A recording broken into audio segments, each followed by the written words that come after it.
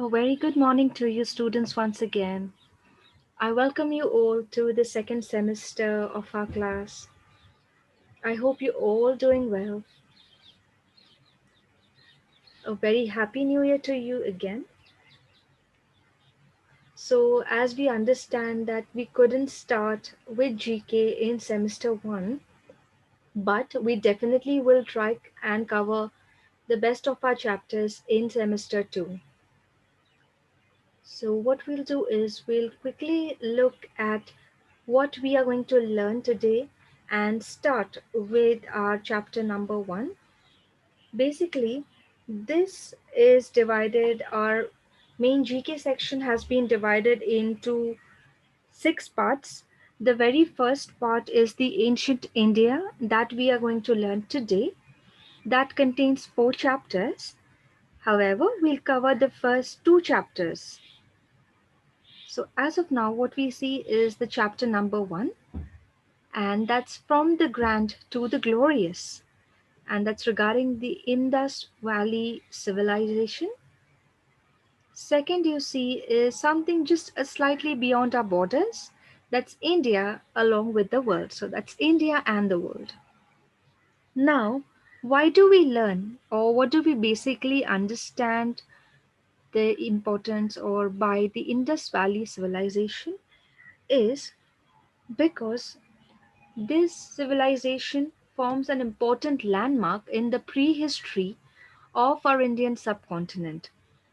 This civilization offers an excellent example to the modern world in various ways. Furthermore, when you will be seeing that even though there was so limited materials available, so many limited machinery available, yet how precisely these people have made their architecture. This is a symbolization of precision of work. So we learn a lot from this civilization. Moreover, how hygiene was followed, how town planning was done, harvesting system, drainage systems, how all this was developed, we learn in this chapter.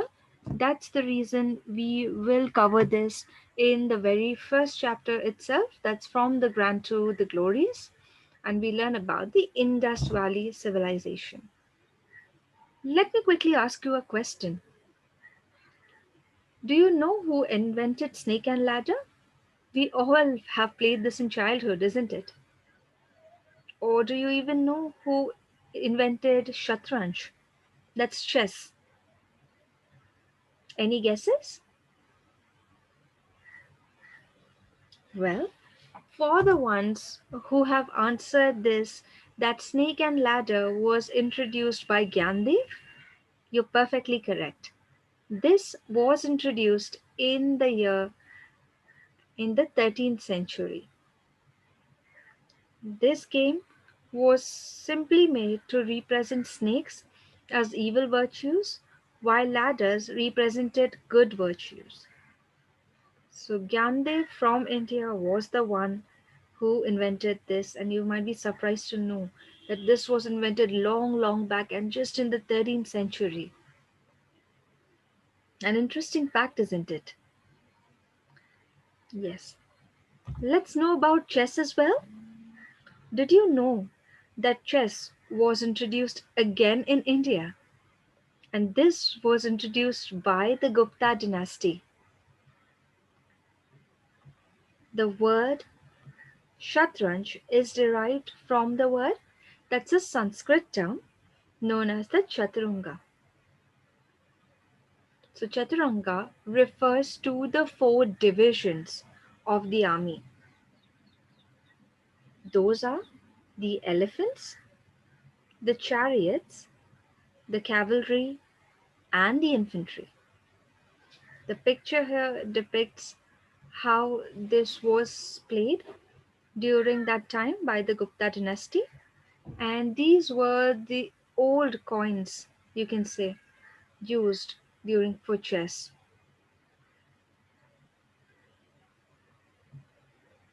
So this was a quick fact regarding snake and ladder and chess. Now let's look at another very, very important yet very interesting assembly hall.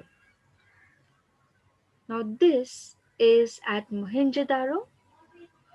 It was 24 square meter hall, very, very big, standing on high pillars made of bricks itself. At that time, 5 rows of pillars were raised with an arrangement of 4 pillars in each row. You must be wondering why in rows? Reason being, they had neither machinery nor cranes to do so. In the picture, very clearly, you can see so much of man work, so much of hard work was used to build this beautiful place at Mohenjo-daro. So, this is an assembly hall of Mohenjo-daro, only used bricks to build this. Interesting, isn't it? Well, a sparkling white diamond that you see. Did you know where this originated? Another very, very interesting fact to know is this also originated in India. How rich our culture is. Yes? Well, these are mentioned in our Sanskrit texts. The Arthashastra mentioned diamond in trade in India. Diamond trade started in India itself. Golconda was the most important center for diamonds. Now, India was the only source of diamonds till they were discovered in Brazil. So, this being the highest trade center was in India.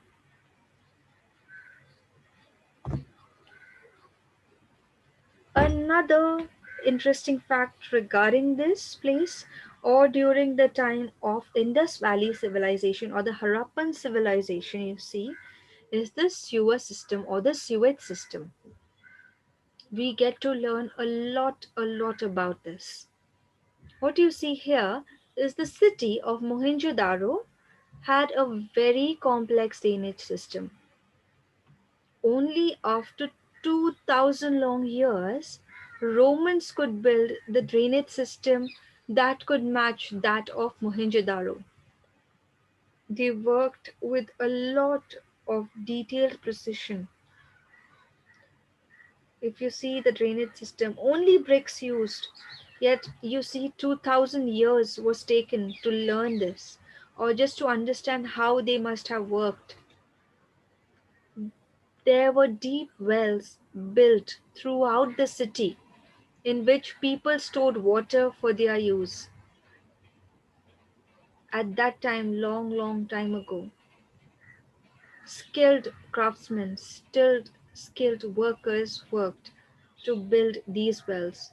The wastewater was emptied in the Indus Valley through covered drains. They didn't even have open drains. They built it in such a hygienic manner that they were covered. Also, that you see here was Mohenjo-daro had an advanced sewer system, which is quite different from our other settlements. The sewer system was designed to remove the waste from houses. Mohenjo-daro's complex systems had drains, pipes, wells, and bathrooms as well. 2000 years, as mentioned earlier, would pass before the world would see another system like it in ancient Rome. Very interesting to know, right? Now let's quickly know about the looks or how people dressed up during the time of the civilization. Now that you see is the sculptures discovered in the city of Mohenjo-daro showed how men and women dressed and looked. The picture as well clearly shows this is how men looked. So this was a sculpture of a yogi sporting a neat and short beard. So they had short beard. The dressing showed a robe, a long robe which covers his left shoulder, while the right shoulder remained bare. For women, you see, this is a very famous statue discovered known as the dancing girl and also has been discovered wearing various elaborate ornaments like the lapis lazuli, red carnelian, and the agate stone necklaces that adorn her body. So these were the ornaments that they wore, and this was the dancing girl statue that was found. Now that we know about the appearance, the world's first known university was also during this time, during the time of Mohenjo-daro, during the Harappan civilization. An interesting thing to know about this is the world's first university was established in Takshila, and that's in India itself. India in 700 BCE. More than 10,500 students all over the world received education in 60 different subjects. Can you imagine 60 different subjects even at that time, long, long time ago? This was already started in India because we had the most learned people in India. Renowned scholars like the Kautilya, the Panini, Jiva, and Vishnu Sharma were amongst the panel of masters in this university of Takshila. If you see the pictures as well, again used bricks. This is how the university looked like.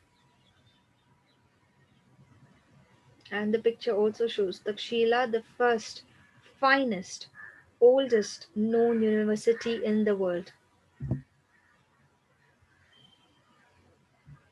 A very familiar topic to us is the Ashok Stamp at Sarnath. Now, this is the place where Buddha taught the lessons of Dhamma to five monks. Now, this Ashoka, as we know, the Ashoka pillar, has four lions seated back to back, represented four major important significance. That was power, courage, confidence, and pride. So, four lions, each resembling each of power, courage, confidence, and pride. Are animals like a horse, other animals like a horse, a bull, and an elephant are also a part of the Ashoka stamp. These are the important information that our civilization of Indus Valley gave, and they're very, very interesting to learn as well. Now that we've learned about the civilization, let's get a little beyond our borders and travel to a few more countries and have the important information that they want to share. Now let's quickly know if and check if you can guess. We have a chapter number 2, that's India and the world. Let's know who introduced India to the West, you think? Well, if you've answered this as Alexander the Great of Macedonia, you're absolutely correct. It was Alexander the Great of Macedonia, that's from 356 to 323 BCE, who introduced India to the West by defeating the armies of King Porus in northern India. The great and mighty king. The next European was Vasco da Gama, who landed in Calicut, that is on the southern shore of our India, in the year 1948, who introduced West to India or India to the West. Now that we know this, let's try checking or let's try guessing who introduced the first Chinese monk to travel to India to study the Buddhist sculpture. Well, he was none other than Fa Hien.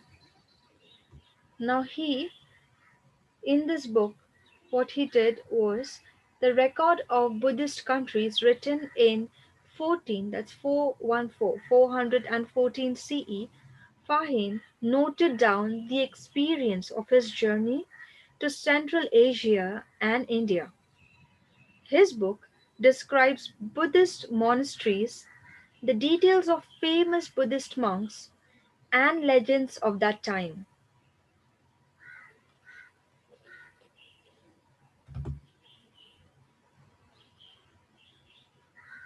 Now there's somebody known as Son Sang. Now Son Sang was somebody in the year 626 CE. He is the Chinese scholar who came to India to procure the original Buddhist text and learn directly from the Indian teachers. So he was very keen about learning our culture, our Buddhist culture, and he came to India to learn this. He, being a Chinese scholar, in his book that he wrote, Great Tang Records on the Western Regions, he wrote about his experience in India.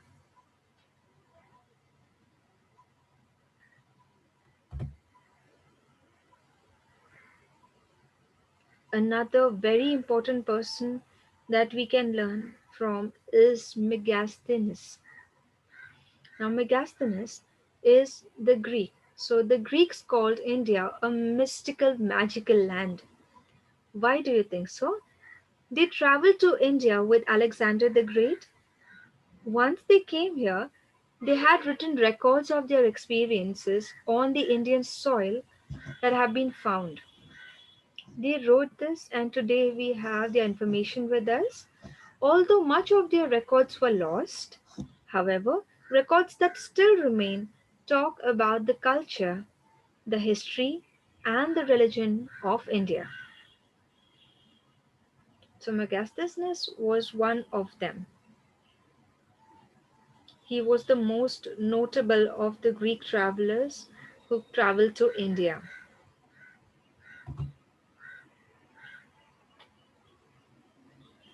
Now that we know about few people and what they brought or as a culture to India or what they've taken from India, we need to know a few conquerors of a foreign power. Well, there's someone very, very important, and we know him as well, is a frequent foreign invasion to India led to a loss of freedom and wealth. Well, the invaders who came from foreign to India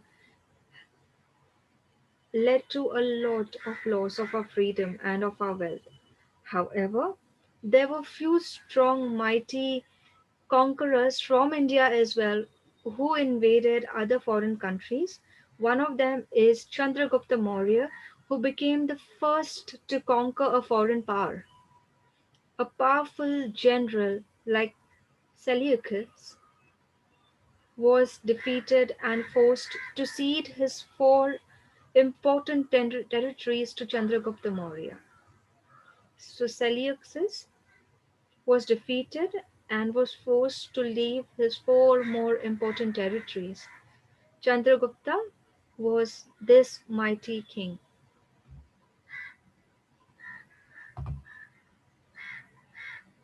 Now, trade expanded during the time of Ashoka's reign.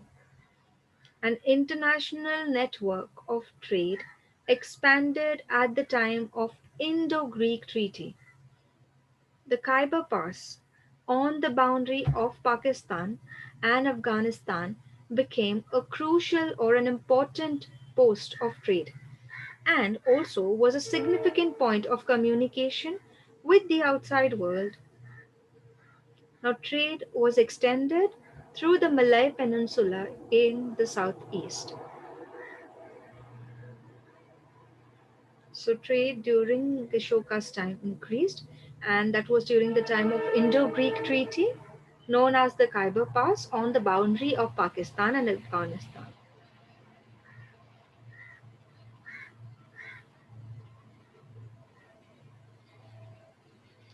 Also, the Greek states and the Hellenic kingdoms in West Asia were important trade partners of India. The last and the most beautiful topic that we can also know about is the Sanskrit connection. Now, Sanskrit being a very, very old language and tradition being followed in India, there was someone known as William Jones who was very, very keen about learning Sanskrit and understanding this language. A British judge was William Jones, stationed in India or came to India in 1780. He decided to master the ancient Sanskrit language. Being classically trained in Greek and Latin, he discovered similarities between Sanskrit and classical Western languages, due to which he was interested in learning this. This led to the discovery of the existence of a lost language called as Proto-Indo-European, an ancient prehistoric language that led to the development of several languages in India, Europe, Russia, and the Middle East. Now, to know about Sanskrit, the Sanskrit word 3 years means three, is similar to the Greek word trias and the Latin word tres, all meaning the same. He found this was just one example, however, he found many more similarities, leading to the discovery of the existence of a lost language that was a Proto Indo European language. So he believed that the Sanskrit language is a wonderful structure, more perfect than Greek, more copious than Latin, and more exquisitely refined than either. So, Sir William Jones was one of the most important persons who traveled to India. Now, these were the people who traveled to India, and we've learnt about them. I hope you found this chapter interesting. If there's any other information that you would like to share with me, any facts that you have that I can know, I would be happy to know from you. If there's any information you want to share with your friends, you can do so. Also, if you have any doubts, you can always approach me. I will be there to help you anytime. I hope that you've enjoyed this period. Thank you, children. Have a beautiful day ahead. Take care.